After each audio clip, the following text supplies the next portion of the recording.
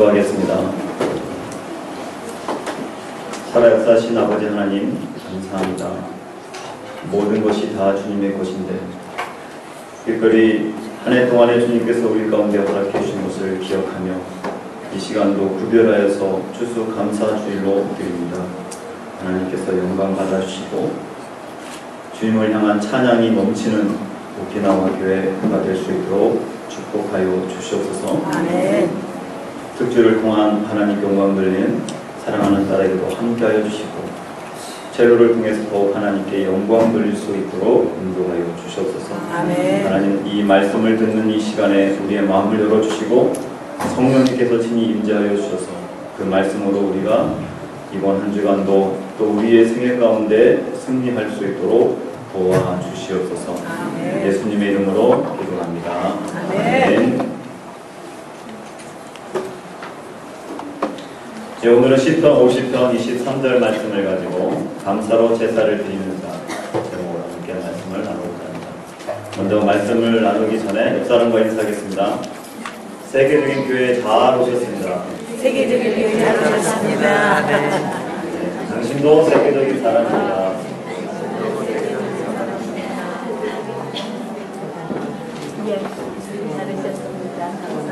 네, 제 목소리가 조금 이상하시죠? 저도 좀 이상합니다. 찬양할 때 계속 삑사리가 나오는 것 같은데 어제 저녁부터 이렇게 목소리가 이렇게 들어왔습니다. 원인은 잘 모르겠지만 어쨌든 설교를 듣는데 여러분들이 평소 때보다도 몇 배의 집중력을 가지고 들으시기를 바라겠습니다. 여러분들 이번 한 주간 어떻게 지내셨습니까? 아까도 우리 도움역 권사님이 기도해 주셨던 것처럼 프랑스의 테러 사건도 있었고 또 여러 가지 삶 속에서 분주한 일들이 여러분들 가운데 있었을 것입니다. 오늘 우리가 추수감사절로 드립니다. 한 해 동안 농사 지은 것을 하나님께 드리면서 감사를 드리는 날입니다. 실제로 추수한 분들이 많이 없을 겁니다. 지금은 뭐 농사 짓는 분들이 그렇게 성도들 가운데 없지만 그래도 우리의 삶에 하나님의 은혜로 추수한 것들을 우리가 이제 오늘 예배 가운데 구별하여서 드리는 날이 바로 오늘 추수감사절입니다. 그래서 오늘 여기 앞에도 보면 상징적으로 저희들이 과일과 채소들을 이렇게 꾸며 놓았습니다. 어떤 분들 이걸 통해서 아니 무슨 이게 구약시대처럼 제사를 지내는 거야 생각할 수 있겠지만 그냥 데코한 겁니다. 큰 의미가 없어요. 여기에 뭐 감이 몇 개 더 올라왔건 뭐 파인애플이 올라왔건 별로 중요하지 않습니다. 우리가 마음으로 하나님께 드리는 그 예배가 중요한 것입니다. 아멘. 오늘도 이렇게 추수감사절을 위해서 현수막과 또 바쁜 와중에서도 이렇게 과일들을 갖다 놓으신 많은 분들 하나님이 분명히 기억해 주시고 축복해 주실 것을 믿습니다. 아멘. 여러분들 추수감사절 하면 뭐가 떠오르십니까? 추수감사절 하면 떠오르는 게 없습니까? 저는 추수감사절 했더니 떠오르는 게 있었어요. 하얀 떡이 떠올랐어요. 하얀 떡. 백설기에다가 홍이랑 그 건포도 이렇게 딱 집어넣어가지고 이상하게 교회만 가면 추수감사절만 되면 그 떡을 교회에서 주시는 거예요. 근데 이제 어렸을 때는 사실 떡보다 맛있는 게 많잖아요. 그래서 다 먹지 않고 그냥 집에다 갖다 놨던 기억이 납니다. 근데 그 떡이 11월달 요즘 되면 날씨가 좀 추워지잖아요. 근데 그 떡이 이 방앗간에서 금방 가지고 와가지고 그냥 따끈따끈하고 말랑말랑한데 그걸 비닐에 싸가지고 딱 주십니다. 그리고 또 그게 이 또 난로가 돼요. 손난로가. 아마 그런 경험 여러분들 아마 있으실 겁니다. 근데 저는 추수감사절 하면 그 떡이 늘 기억이 나서 정말 어렸을 때 그런 떡을 먹으면서 내가 자라왔구나. 여러분들은 모르겠습니다. 추수감사절 하면 뭐가 떠오르시는지. 사실 추수감사절은 미국의 청교도들이 풍성한 이 추수를 거둬들이고 나서 하나님 앞에 예배드린 것이 아닙니다.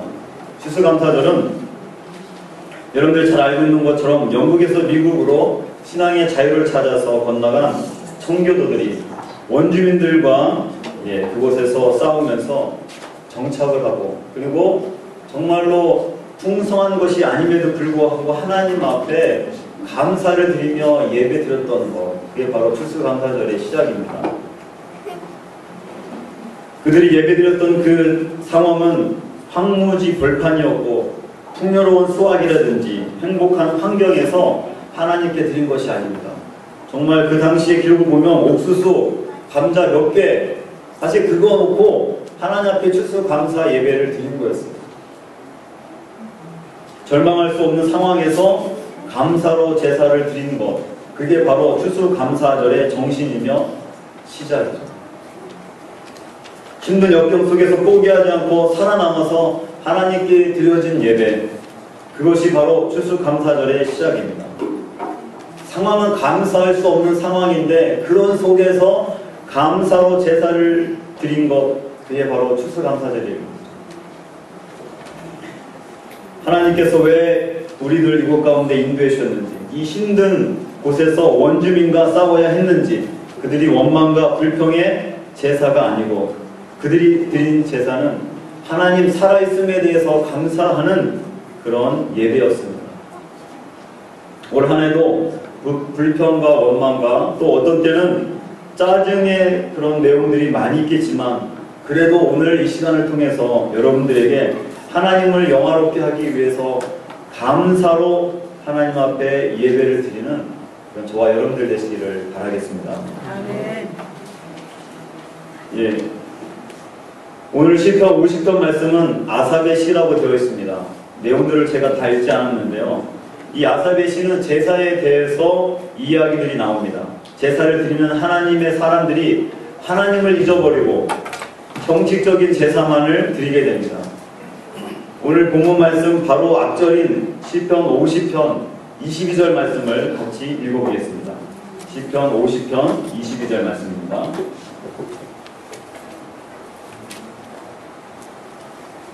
함께 읽어보겠습니다. 시작. 하나님을 잃어버린 너희요 이제 요구하라. 그렇지 아니하면 내가 너희를 찢으리니 건질 자 없으리라. 예. 바로 전에 말씀을 보니까 하나님을 잃어버린 너희요 라고 얘기합니다. 제사를 드리는 사람들이 하나님을 잊어버리고 형식상으로 예배를 드렸다는 거죠. 제사를 지내는데 그 어떤 행사로 하나님 앞에 예배 드리는 것입니다. 그래서 하나님은 나를 잃어버리고 예배 드리는 너희들에 대해서 하나님이 경계하시면서 말씀하십니다. 오늘 우리가 하나님의 존재를 다시 한번 기억하시며 이 예배 가운데 감사로 제사를 지내는, 그래서 하나님을 영화롭게 하는 저와 여러분들 되시기를 바라겠습니다. 아멘. 여러분, 한 가지 제가 질문을 드리겠습니다. 행복해지려면 어떻게 하면 될까요? 행복해지려면 어떻게 하면 되겠습니까? 행복해지려면, 네, 우리 어린이들이 있어서 바로 답을 그냥 얘기하는데 저게 정상입니다. 어른들은 그냥 질문을 해도 입 꽉 다물고 있어요. 근데 어른들은 바로 즉각적으로 답이 나갑니다. 그게 어린아이들인 것 같아요. 말씀을 보면, 말씀이 아니라 행복해지려면 우리가 많은 사람들은 돈을 벌어야 된다고 생각할 수도 있습니다. 그리고 뭐니 해도 건강이지. 건강해야 행복해질 수 있어. 그런데 돈과 건강을 다 가져도 행복하지 못하는 경우들이 너무 많죠. 여러분들, 어떻게 하면 우리가 더 행복해질 수 있습니까? 그 원리는 아주 간단합니다. 행복해지기 위해서 우리가 할 수 있는 가장 간단하면서도 가장 중요한 원리는 감사를 하는 거예요. 아멘. 감사. 그렇다면 불행해지려면 어떻게 하면 될까요? 예, 불행해지려면 하루에도 그냥 틈만 나는 대로 짜증과 불평을 하면 됩니다. 아우 짜증나, 아우 짜증나. 그렇게 짜증을 내면 그냥 삶이 불행해집니다. 여러분들 간단해요. 내 안에서 감사를 하느냐 불평과 짜증을 내느냐에 따라서 내 삶이 행복하느냐 행복해지지 않느냐 결정됩니다. 행복의 원리는 단순한 거죠. 감사를 많이 하십시오. 불행한 삶을 원하면 불평을 많이 하시면 됩니다. 그렇지만 여러분들, 오늘 예배에 참석하신 분들은 모두 다 행복한 삶을 원할 것이라고 저는 믿습니다. 아멘. 그래도 대답 안 하시는 분들은 난 그래도 난 불행하고 싶어. 흔들리지 마. 난 지금도 터질 것 같아. 그런 분들 계십니까? 여러분들 행복한 삶을 사시기 바랍니다. 아멘. 행복한 삶은 감사에서 나옵니다. 데살로니가전서 5장 18절 보면 이렇게 되어 있죠. 범사에 감사하라. 모든 상황에 감사하라.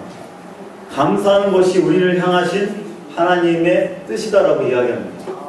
모든 상황에 감사하는 것, 그게 바로 하나님의 뜻이다. 그러면 사탄의 뜻은 무엇일까요? 사탄의 뜻. 이것을 약간 변형시키면 항상 낙심하라. 쉬지 말고 원망하라. 범사에 불평하라. 이는 너희를 향한 사탄의 뜻입니다. 범사에 그냥 불평하십시오. 그냥 입이 열리는 대로 그냥 불평해 보시기 바랍니다. 그러면 정말 불행해져. 감사해도 되는데 할 수만 있으면 낙심하고 원망하고 불평하는 삶. 우리가 바쁘고 분주할수록 중요한 원리인데 놓칠 수가 있다는 거죠. 그것은 하나님의 뜻이 아니라 사탄의 뜻임을 여러분들 기억하시기 바랍니다. 할 수만 있다면 억지로라도 여러분들 감사하십시오. 감사하면 주님의 얼굴과 형상을 닮아갑니다. 감사하는 사람은 얼굴이 평안해 보여요. 감사하는 사람에게 질병이 찾아오기가 어려운 겁니다. 마음 안에 평안함이 있고 늘 감사한데, 그런데 불평하고 투덜거리고 짜증내게 되면 우리는 사탄의 얼굴을 닮아갑니다. 우리의 육신도 또 망가지기 시작합니다. 감사는 하나님을 기쁘시게 하지만 불평은 사탄을 기쁘게 만든다는 것을 여러분들 기억하시기 바랍니다. 범사에 감사하기로 결단하십시오. 그리고 오늘 추수감사제를 드리는 오늘 이 시간에 범사에 감사하기로, 그것이 하나님이 우리를 향하신 뜻이라는 것을 여러분들 기억하시면서 하시기 바랍니다. 아멘. 오늘 특별히 이 추수감사 주일인데도 갑자기 막 일들이 꼬이기 시작하면서 오는 길에 막 짜증이 나고 불평이 막 생겼던 분들이 계십니까? 그래도 이 시간에, 그래도 예배 가운데 하나님, 그래도 저는 이 시간에 감사하기로 결단합니다. 예배 드리면서 불평할 것들을 찾아봐야지 하면서 오신 분들이 계십니까? 불평할 것들을 찾는 분들은 아마 들어오면서, 아니 왜 교회 입구에 저런 현수막을 달았어, 촌스럽게. 저거 뭐야? 여기가 체육관 다니는데 웬 무슨 복싱하는 샌드백을 달아놨어. 그러면서 우리가 불평하고 원망할 수가 있어요. 그렇지만 여러분들, 범사에 감사하기로 한번 생각해 보면 눈에 보이는 것들이 짜증과 불평이 아니라 그래도 감사의 것들이 생겨나기 시작합니다. 오늘 추수감사를 통해서 여러분들 다시 한번 감사가 회복되시고 감사로 제사를 드리는 저와 여러분들 되시기를 바라겠습니다. 아멘. 여러분들 하루를 시작하면서 감사로 시작하면 얼마나 좋을까요? 하루를 시작할 때 감사로 시작한다. 저는 새벽 예배가 끝나자마자 각자 기도하는 시간이 있습니다. 그때 기도하면서 제일 먼저 나오는 기도가 이 기도입니다. 하나님, 제가 이 새벽의 기도의 자리에서 하루를 시작하게 해준 것을 감사합니다. 기도의 자리에 세워주심과 기도의 자리에 있게 하심을 감사드립니다. 여러분들의 하루의 시작은 어떠십니까? 하루 시작을 감사로 시작하고 계십니까? 분명히 그렇게 하루를 감사로 시작하는 사람은 더욱 행복한 삶을 살게 될 것입니다. 누가 이런 말을 했습니다. 모든 일에 감사한 마음을 갖는다면 지금의 자리가 곧 천국이다. 모든 일에 감사한 마음을 갖는다면 지금 내가 있는 곳이 뭐가 된다? 천국이 되는 것입니다. 내가 모든 상황 가운데서 감사할 수 없다면 내가 있는 자리가 지옥이 되는 거죠. 지옥이 따로 있습니까? 늘 짜증과 불평과 원망이 자꾸 넘치는 곳이라면 그곳은 천국이 아니라 지옥이 되는 곳입니다. 저는 오키나와 사역이 곧 천국이라는 것을 저는 늘 믿습니다. 아멘. 설사 동경에서 한국 대 일본 야구 시합이 있어서 제가 그 시합에 가지 못해도 저는 오키나와의 사역이 천국이다 라고 늘 믿습니다. 이번 주에 야구 시합이 있었잖아요. 두 개나 중요한 시합이 있었어요. 그죠? 일본과 동경보험에서 야구 시합을 했다. 그것도 3대0으로 치다가 8회까지 3대0으로 치다가 9회에 역전해서 4대3으로 이겼어요. 그곳에 있는 한국 사람이 얼마나 흥분했겠어요. 저는 몰랐어요. 근데 밤에 11시 넘어서 잠을 자려고 하는데 단체 카톡에 선교사님들 단체 카톡인데 까톡하고 뭐 글이 올라왔어요. 보니까 경기장 앞에서 사진을 찍었어요. 막 흥분해가지고 선교사님들이 어떤 모임이 있었는데 그 모임 끝나고 그곳에 다 같이 가는 거예요. 응원하시고 나오셨는데 거기 이제 댓글이 달았는데 흥분해서 잠을 잘 수가 없습니다. 헤어지지 말고 라면이라도 먹었어야 되는데 아쉽네요 하면서 막 올라왔어요. 제가 부러웠을까요? 저는 부럽지 않았어요. 저는 너무 피곤해가지고 빨리 자야 되겠다. 왜냐면 내일 새벽이 있기 때문에. 내일 새벽을 통해서 하루를 시작해야 된다. 새벽이 기다려집니다.